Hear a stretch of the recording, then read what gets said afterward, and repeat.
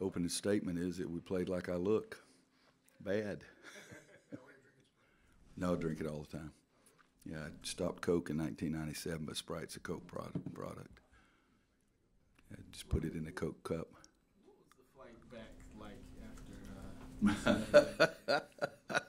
That's an unusual question. I didn't sleep. Studied the stats, read an old Western, studied the stats, read an old Western, cut the light off, cut the light on, study the stats, read an old Western. So I got about 150 pages read on the book. It was ridiculous. Didn't play very well in any phase of the game, and I didn't even want to look at it. I was going to try to go to sleep. I didn't want to look at it and have two nightmares, one in my brain and one in front of my eyes, so I didn't watch it at that point. But we graded it, and it's just as bad on tape as it was in person. What did you read? Pardon? What were you reading? An old Western. Cotton Smith, I think, was the author of this one, but I read all the time. You've been around this game a long, long time. How do you massage confidence back into a basketball team that had it? Yeah, that's hard because first I'm going to get on their butts. I mean, you know, we're not going to just blow it off. We get a chance to watch it on tape here at 3:15, and then we'll put it behind us. But I do want them to see it, and then we'll move on to try to get ready for Michigan. And it's a fine line, but I've always said I want them to be confident. And I don't think they'll lose confidence watching because we stunk it up so bad. I mean, you miss layups, but our effort and our intensity level was not there either. So that's the thing I'll get on about. Was that something that they went into the game not having, or was it a result? I have no idea.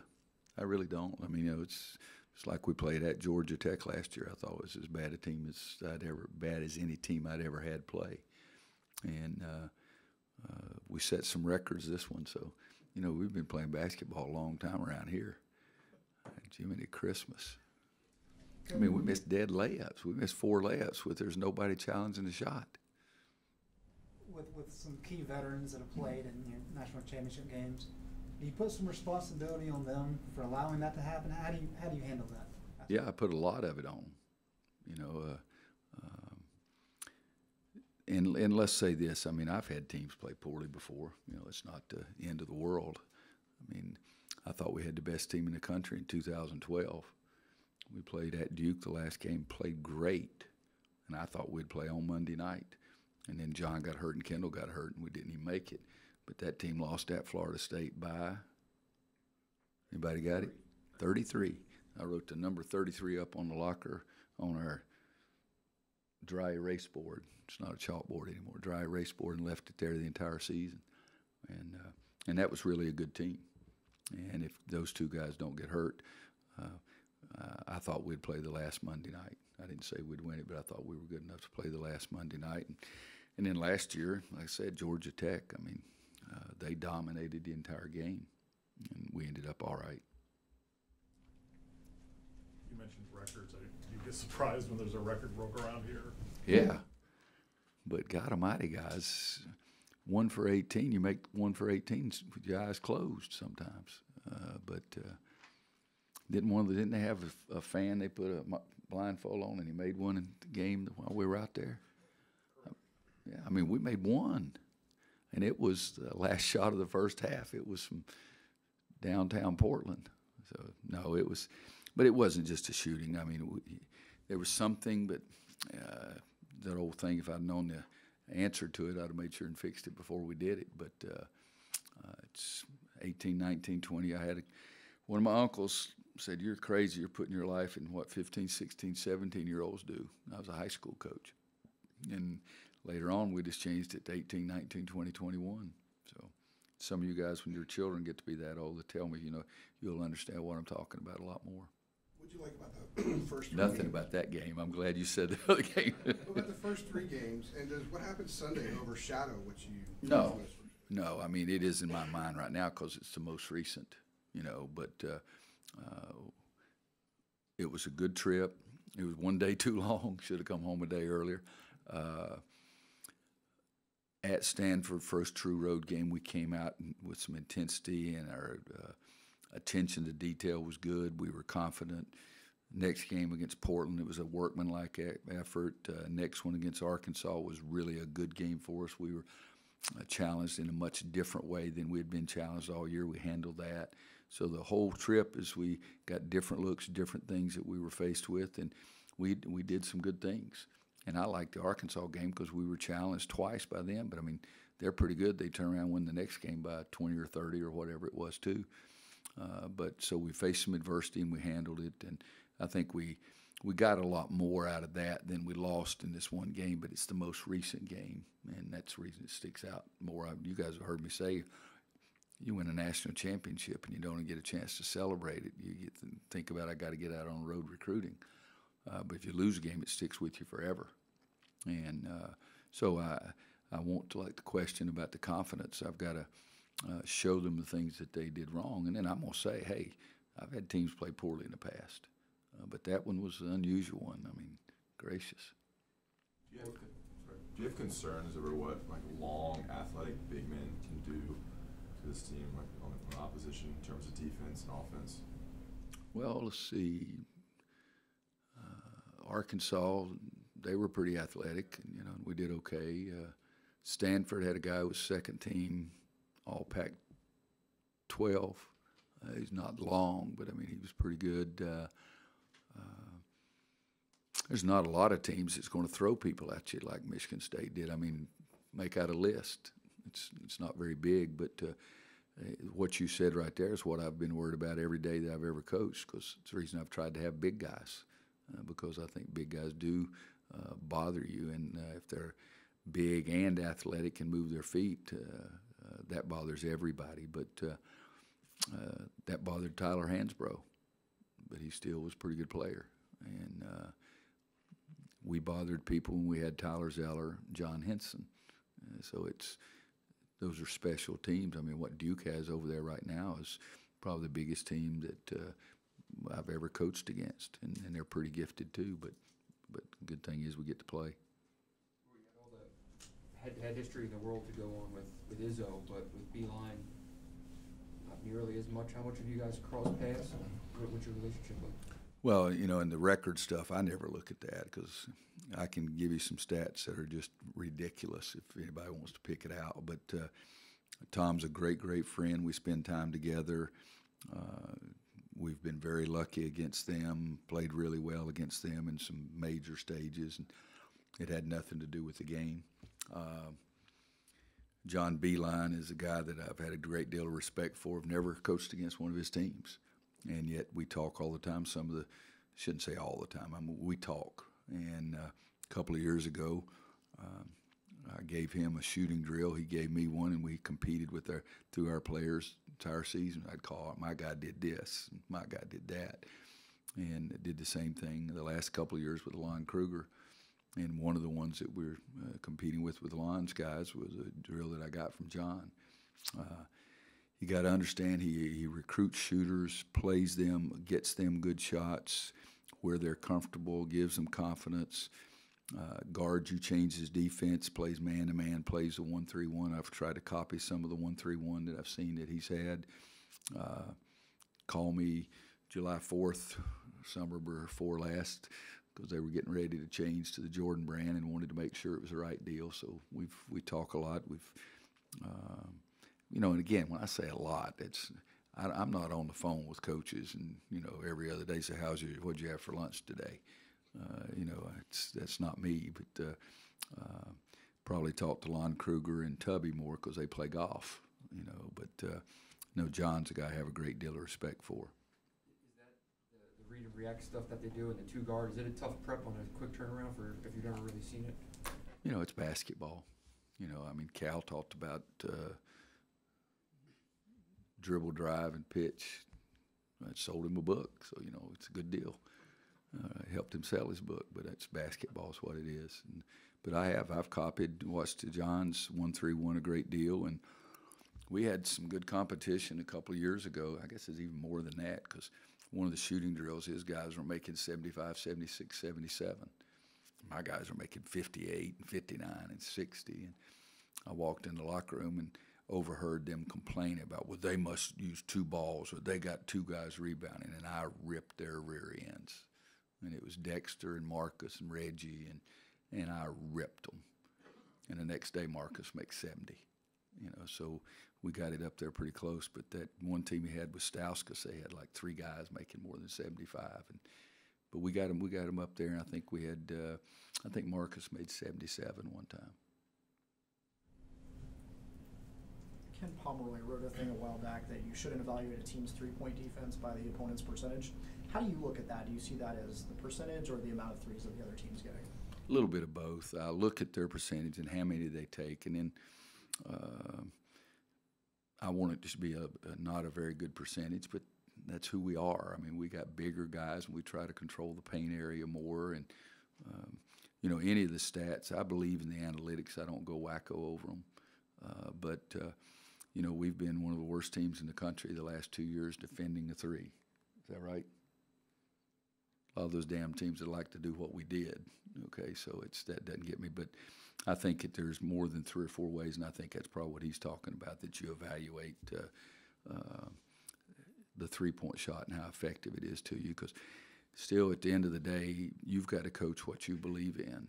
And I'd much rather have the team not shoot a good percentage against us. But if they shoot 5 and make 4, you know, we're all right. But if they shoot 30 and make 15 or 18, you know, that's when you're in trouble. But there's different ways that you can read that stuff. And so that's the reason I don't get over it. I really don't. I look at it, and it's interesting, and then I move on. Because you think about it, it's what I think is the most important thing in the game is rebounding. The second thing I think is getting shots so you don't turn it over. And then the third thing is getting to the free throw line.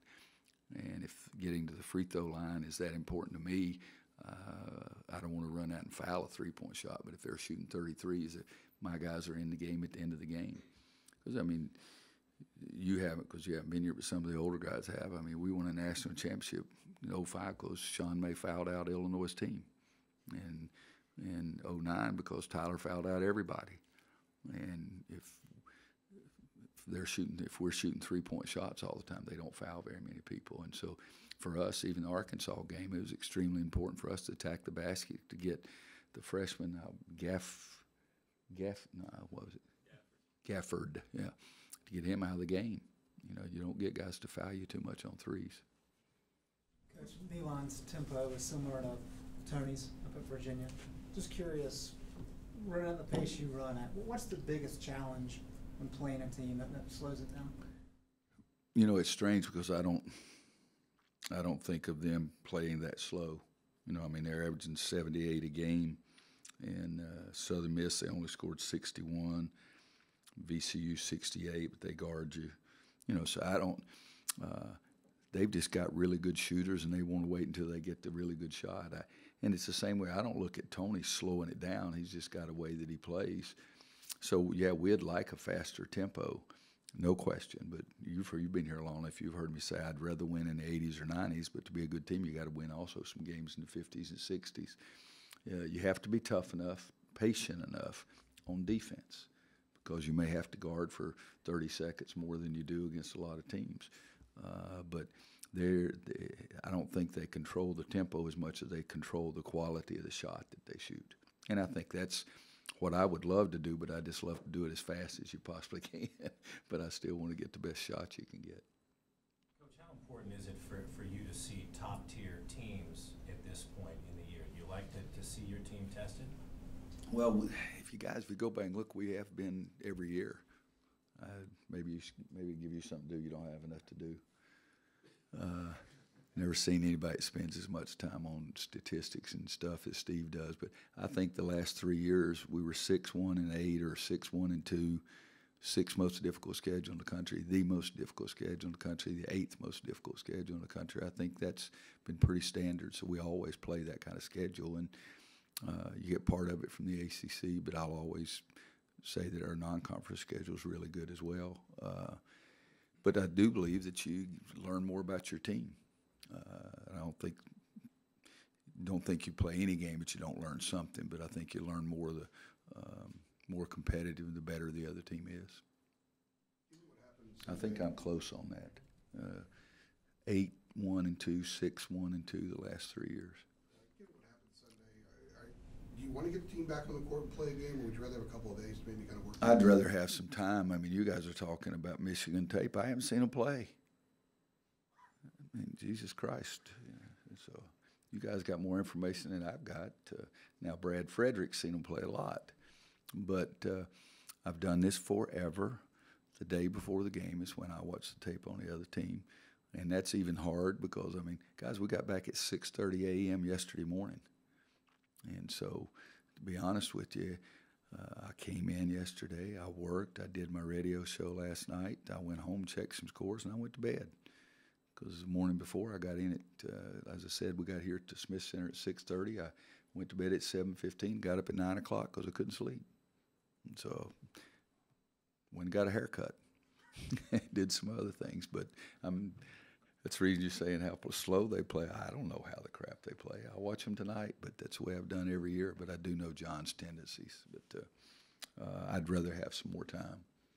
But as far as preparation for our team, it's not going to be any different, except that when you have the off day and now it's like playing Monday and Wednesday, I'm not going to forget what we did on the game. So, again, as I said, 3:15, we'll show them some clips of Michigan State, and then we say, okay, now let's move on.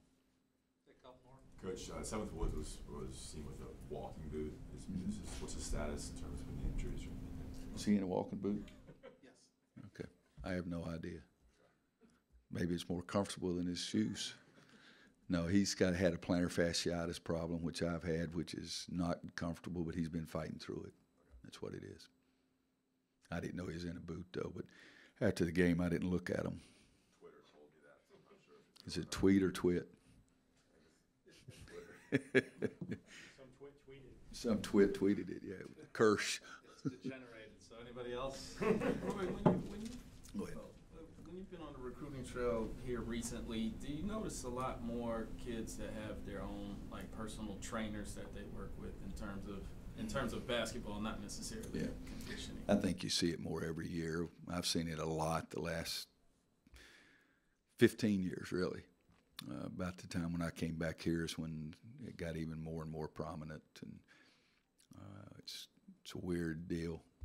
I mean, I got a guy in my office that's the third in NBA career three-point shooting percentage. That'd be the guy I'd go talk to instead of some guy off the street. He's up to second now. Is it good? Missed a few. All right, who's first? Kurt. Yeah, he ain't gonna miss any then. So Hubert's stuck at second. But I'm gonna start using that. So he's second. I see. I've been bragging on him. Now he's moved up a spot. Kurt, you had one. Yeah, Roy, I apologize if someone's asked this question before I got here, but when you criticize when the players don't play well, you got the statistics to show it and all that. When you say that you coached a bad game, can you explain a little bit more? What could you have done better, or what did you do wrong during that game? During the game, I don't know that I would say that it was anything, but some way, somehow, we weren't ready to play. We talk about it. We emphasize the intensity, the physical play, how hard it's going to be, how much you're going to get hit when they set the screens, how big they are, how imposing they are. And I didn't get that message across, evidently, because we did not have the intensity level that we needed.